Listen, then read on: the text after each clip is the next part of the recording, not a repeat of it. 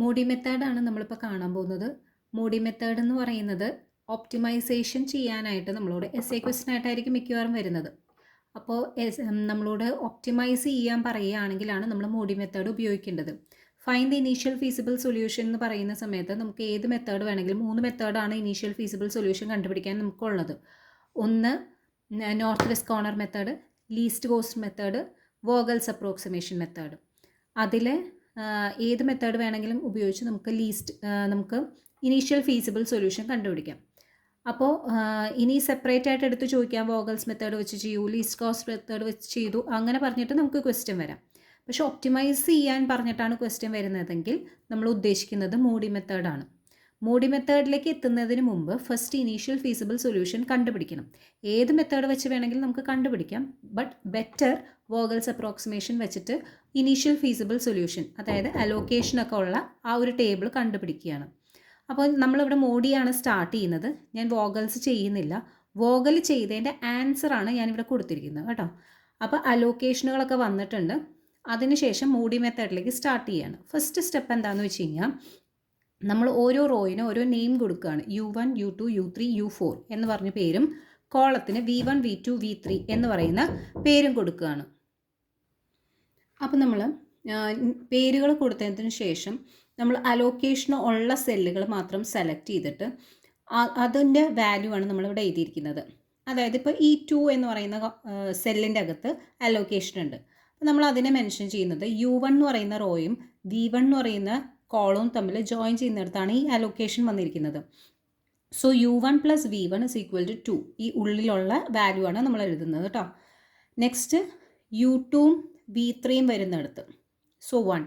U2 + V3 = 1. Then ഈ 4ൻ്റെ അവിടെയാണ് വന്നിരിക്കുന്നത്. That is U3 + V2 = 4. ഇനി ലാസ്റ്റ് റോയിൽ എല്ലായിടത്തും അലോക്കേഷൻ വന്നിട്ടുണ്ട്. So U4 + V1 = 1. U4 + V2 = 6. U4 + V3 = 2. അങ്ങനെയെല്ലാം എഴുതി, അലോക്കേഷൻ ഉള്ളത് മാത്രം. ഓക്കെ, ഇനി ഇതിൽ ഇഷ്ടമുള്ള ഒരെണ്ണം നമ്മൾ 0 ആയിട്ട് അസ്യൂം ചെയ്യുക എന്നുള്ളതാണ് നെക്സ്റ്റ് സ്റ്റെപ്പ്. അപ്പോൾ ഏറ്റവും ബെറ്റർ, ഏറ്റവും കൂടുതൽ റിപ്പീറ്റ് ചെയ്ത് വരുന്ന വേരിയബിളിനെ നമ്മൾ 0 ആയിട്ട് കൊടുക്കുകയാണ്. ഇവിടെ U4 റിപ്പീറ്റഡ് ആണ്. സോ U4നെ ഞാൻ അസ്യൂം ചെയ്യുകയാണ്. Let it be 0. ഓക്കെ, അപ്പോൾ U4 വരുന്നിടത്തെല്ലാം ഞാൻ 0 കൊടുത്തു. എന്നിട്ട് V1, V2, V3യുടെ വാല്യൂസ് കണ്ടുപിടിച്ചു. So U4 + V1 = 1. U4ൻ്റെ അവിടെ 0 കൊടുത്തു. ദെൻ V1 = 1 എന്ന് കിട്ടി. അങ്ങനെ U4 + V2 = 6. V2 = 6. U4 + V3 = 2. V3 = 2. നമുക്കിപ്പോൾ V1, V2, V3 വാല്യൂസ് കിട്ടി. ഇനി അതെല്ലാം നമുക്ക് മറ്റ് ഇക്വേഷനിൽ സബ്സ്റ്റിറ്റ്യൂട്ട് ചെയ്ത് കഴിഞ്ഞാൽ U1ൻ്റെയും U2ൻ്റെയും U3യുടെയൊക്കെ വാല്യൂ കിട്ടും.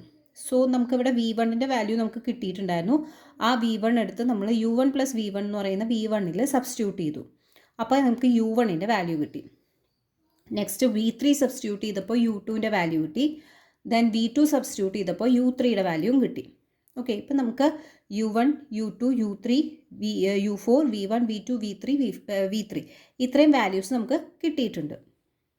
നെക്സ്റ്റ് സ്റ്റെപ്പ് എന്ന് പറയുന്നത് CIJ എന്ന് പറയുന്ന മെട്രിക്സ് ഫോം ചെയ്യുക എന്നുള്ളതാണ്.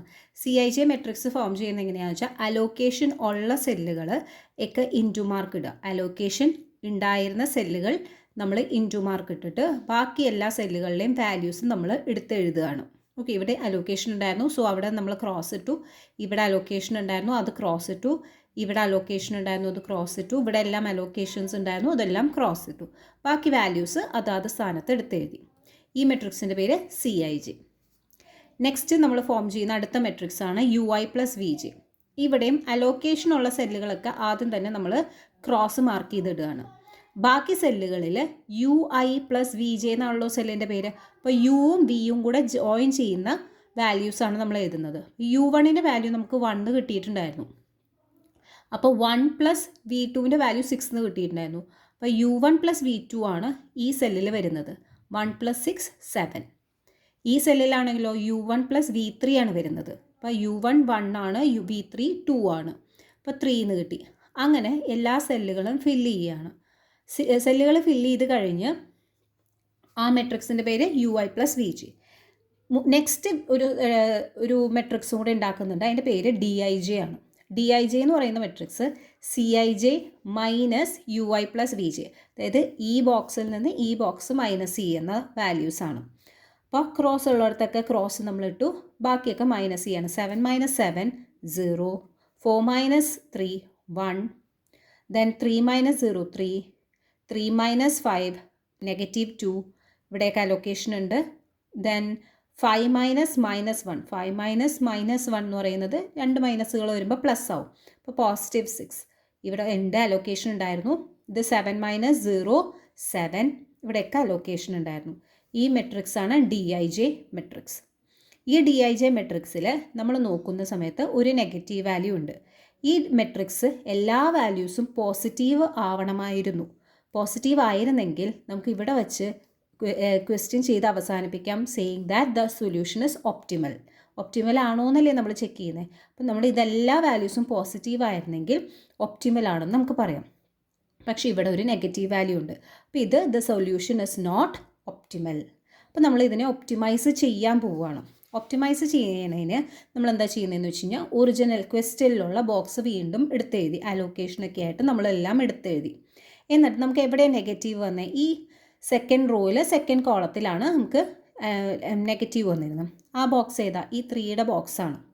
ഇവിടെയാണ് ഇവിടുന്ന് സ്റ്റാർട്ട് ചെയ്ത് ഇവിടെ തന്നെ എൻഡ് ചെയ്യുന്ന രീതിയിൽ ഒരു ലൂപ്പ് വരയ്ക്കണം. ഓക്കെ, അത് എങ്ങനെ വേണമെങ്കിലും നമുക്ക് വരയ്ക്കാം, ഏത് ഡയറക്ഷനിൽ വേണമെങ്കിലും വരയ്ക്കാം. പക്ഷെ ഒരു കാര്യം ശ്രദ്ധിക്കേണ്ടത്, നമ്മൾ എവിടെയൊക്കെ ടേൺ ചെയ്യുന്നുണ്ടോ അവിടെയൊക്കെ അലൊക്കേഷൻ വേണം. സോ നമ്മൾ ഇവിടുന്ന് സ്റ്റാർട്ട് ചെയ്ത് ഇവിടേക്ക് പോവുകയാണെങ്കിൽ ഇവിടുന്ന് ടേൺ ചെയ്യാൻ പറ്റില്ല, കാരണം ഇവിടെ അലൊക്കേഷൻ ഇല്ല. ഇങ്ങോട്ടേക്ക് പോയിട്ട് ഇങ്ങോട്ട് തിരിയാൻ പറ്റില്ല, കാരണം ഇവിടെ അലൊക്കേഷൻ ഇല്ല. സോ നമുക്ക് ഒരു വഴി എന്ന് പറയുന്നത് ഇങ്ങോട്ടേക്ക് പോയിട്ട് ഇങ്ങോട്ടേക്ക് തിരിയാൻ പറ്റും നമുക്ക്, കാരണം ഇവിടെ അലൊക്കേഷൻ ഉണ്ട്. ഓക്കെ, ദെൻ ഇവിടേക്ക് വന്ന് ഇവിടേക്ക് തിരിയാൻ പറ്റില്ല, കാരണം ഇവിടെ അലൊക്കേഷൻ ഇല്ല. സോ നമ്മൾ നേരെ താഴേക്ക് വരുന്നു. ഇവിടുന്ന് ടേൺ ചെയ്യാൻ പറ്റും, കാരണം ഇവിടെ അലൊക്കേഷൻ ഉണ്ട്. ദെൻ നമുക്ക് നേരെ മുകളിലേക്ക് പോകാം, കാരണം ഇത് അലൊക്കേഷനുള്ള സെല്ലാണ്. നമ്മൾ നേരെ 3യിലേക്ക് എത്തി. സോ നമ്മളൊരു ലൂപ്പ് വരയ്ക്കുകയാണ് ചെയ്തത്.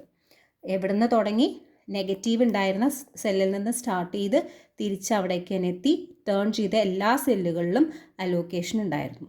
ഇനി നമ്മൾ നോക്കേണ്ടത്, നമ്മൾ ടേൺ എവിടെയൊക്കെ ചെയ്തോ അവിടുത്തെ സെല്ലുകളിലെ അലോക്കേറ്റഡ് വാല്യൂ എത്രയാണെന്ന് നോക്കി. 8 10 2. ഇതിലെ ലീസ്റ്റ് വാല്യൂ ഏതാ, 2 ആണ്. ഇതിൽ കൂടെ പാസ് ചെയ്ത് പോയതുകൊണ്ടാണ് നമ്മൾ ഈ 7 എടുക്കാത്തത്. നമ്മൾ ടേൺ ചെയ്ത വാല്യൂസ് മാത്രമേ എടുക്കുന്നുള്ളൂ കേട്ടോ. അപ്പോൾ 8 എടുത്തു, 10 ഉണ്ട്, 2. ഇതിലെ ലീസ്റ്റ് വാല്യൂ എന്ന് പറയുന്നത് 2 ആണ്. ആ 2 നമ്മൾ ഈ 3യുടെ സെല്ലിൽ പുതിയതായിട്ട് അവിടെ നമ്മൾ അലോക്കേറ്റ് ചെയ്യാൻ തീരുമാനിച്ചു. സോ നമ്മളിവിടെ +2 എന്ന് കൊടുത്തു. ദെൻ ഈ സെല്ലിൽ അത് -2 കൊടുത്തു, ഇവിടെ +2 കൊടുത്തു, ഇവിടെ -2 കൊടുത്തു. ഓക്കെ, അപ്പോൾ ഇവിടെ എന്ത് പുതിയ സെല്ല് നമ്മൾ വീണ്ടും ഒന്നും കൂടെ എടുത്ത് വരയ്ക്കുകയാണ്. ഇവിടെ എന്ത് സംഭവിച്ചു, 5ഉം ഇവിടെയൊക്കെ എല്ലാം പഴയതുപോലെ തന്നെ, ഇവിടെ 7 ഉണ്ട്, ഇതെല്ലാം പഴയതുപോലെ തന്നെ. പകരം എന്ത് സംഭവിച്ചു, ഈ സെല്ലിൽ അലോക്കേഷൻ ഉണ്ടായിരുന്നില്ല അല്ലേ. ഇവിടെ പക്ഷേ പുതിയ സെല്ല് പ്രകാരം ഇവിടെ അലോക്കേഷൻ വന്നു. ഇവിടെ 2 വന്നു. ഇവിടെ 8 ആയിരുന്നു, ഇപ്പോൾ ഇവിടെ എന്തായി, 6 ആയി. ഇവിടെ 10 ആയിരുന്നു, ഇപ്പോൾ ഇവിടെ 12 ആണ്. ഇവിടെ അലോക്കേഷൻ ഉണ്ടായിരുന്നു, 2 എന്ന് പറയുന്ന അലോക്കേഷൻ ഉണ്ടായിരുന്നു, പക്ഷെ ഇപ്പോൾ അവിടെ അലോക്കേഷൻ ഇല്ല. ബാക്കിയെല്ലാം പഴയതുപോലെ തന്നെ. ഇതാണ് നമ്മുടെ പുതിയ ബോക്സ്. ഇതിൽ നമ്മൾ ഇനി എല്ലാ സ്റ്റെപ്സും റിപ്പീറ്റ് ചെയ്യാൻ പോവാണ്. അതായത് നമ്മൾ ഇവിടുന്ന് ചെയ്ത പോലെ തന്നെ U1 U2 U3 U4 എന്ന് പറഞ്ഞ് V1 V2 V3 എല്ലാം ഈ സ്റ്റെപ്പുകളെല്ലാം റിപ്പീറ്റ് ചെയ്ത് നമ്മൾ വരുന്നു.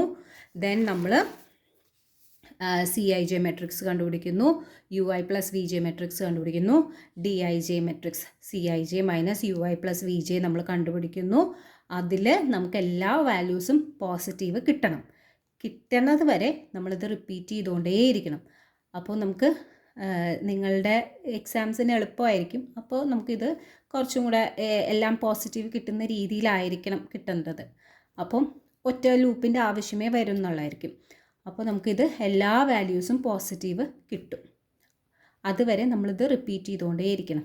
വൺസ് ഇതിൻ്റെ സൊല്യൂഷൻ ആയിക്കഴിഞ്ഞാൽ നമ്മൾ എന്താ ചെയ്യേണ്ടതെന്ന് വെച്ച് കഴിഞ്ഞാൽ എല്ലാ വാല്യൂസും പോസിറ്റീവ് കിട്ടിക്കഴിഞ്ഞാൽ നമ്മുടെ ക്വസ്റ്റ്യൻ ഉണ്ടല്ലോ, അതായത് നമ്മൾ രണ്ടാമത്തെ അലോക്കേഷൻ വന്ന പുതിയ സെല്ല്, ഇത് പ്രകാരം നമ്മൾ ആൻസർ കണ്ടുപിടിക്കണം. ആൻസർ എന്തായിരിക്കും, 2 × 5 + 3 × 2 + 1 × 6 + 1 ഇൻറ്റു 2 പ്ലസ് 2 ഇൻറ്റു 12. ഇപ്പം നമുക്കൊരു ആൻസർ കിട്ടും. ഈ ആൻസറാണ് നമ്മുടെ ഒപ്റ്റിമൽ സൊല്യൂഷൻ എന്ന് പറയുന്നത്. ഏത് വാല്യൂസാണ്? ഈ DIJ മെട്രിക്സ് നമുക്ക് എല്ലാ വാല്യൂസും പോസിറ്റീവ് കിട്ടണം.